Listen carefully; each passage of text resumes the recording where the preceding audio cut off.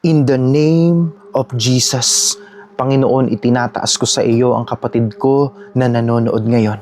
Alam mo ang mga lihim na pag-aalala sa kanyang puso, ang mga bagay na pilit niyang tinitiis kahit pagod na siya.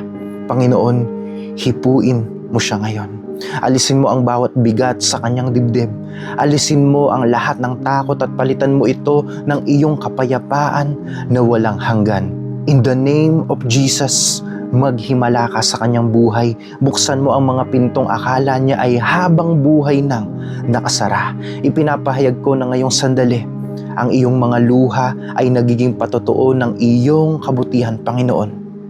Huwag kang matakot, kapatid, dahil ang Diyos mismo ang umahawak sa kinabukasan mo at Siya ang magdadala sa iyo sa tagumpay na hindi mo aakalaing matatanggap mo. Salamat, Panginoon. Ito po ang aming panalangin sa makapangyarihang pangalan ni Jesus. Amen.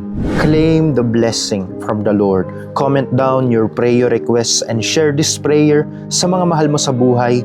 And always remember, this is all for Jesus.